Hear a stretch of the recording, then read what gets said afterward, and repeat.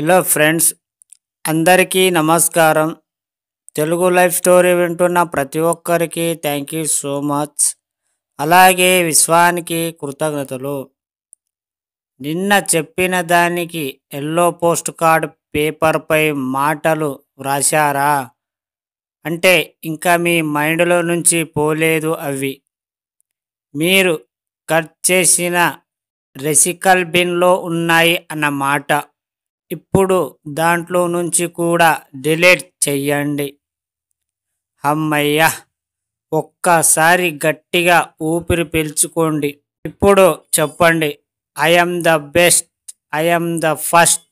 ఒక అష్టావధానంలో అపృస్తనం ప్రసంగంలో ప్రశ్న. అవధాని గారు, నాకు 2 ఆడపిల్లలు. ఒక అమ్మాయి పేరు గోపిక, రెండో అమ్మాయి దీపిక. ఇప్పుడు 3వ అమ్మాయి పుట్టింది. ఏం పేరు పెడితే బాగుంటుంది? అవధాని: ఆపిక మనసారా నవ్వుకోండి. హా. ఏం మాట, ఏం మాట. నేను చెప్పింది మీకు ఇంకా సరిగ్గా అర్థం కాలేదనుకుంటా. మళ్ళీ చెప్తాను, వినండి.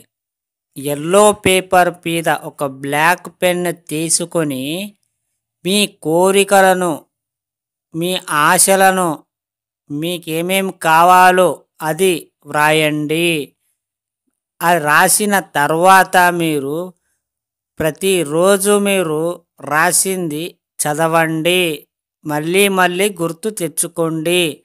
ఎందుకంటే మీకు ఏమేమి కావాలి అనేది మీకు పదే పదే మీరు గుర్తు చేసుకోవడం వల్ల మీ మైండ్ ఆ విశ్వం తీసుకొని ఆ విశ్వం మీ ముందు ఉంచబడుతుంది.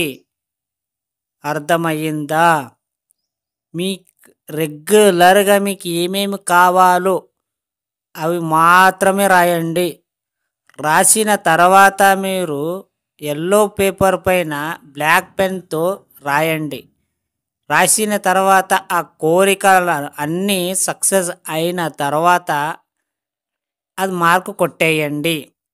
ఎందుకంటే మీకు కోరికల మీద ఏదో ఒక రోజు కోరుకుంటున్నారు, తర్వాత మర్చిపోతున్నారు. అందుకే మీరు రోజు మీ కోరికలను వ్రాయడం వల్ల మీకు గుర్తు ఉండిపోతుంది. అప్పుడు మీ మైండ్ తీసుకొని అప్పుడు విశ్వం మీకు అదే ఇవ్వడం జరుగుతుంది. అర్థమయ్యిందా ఫ్రెండ్స్? ఈ స్టోరీ విన్న ప్రతి ఒక్కరికి థ్యాంక్ యూ సో మచ్. అలాగే విశ్వానికి కృతజ్ఞతలు.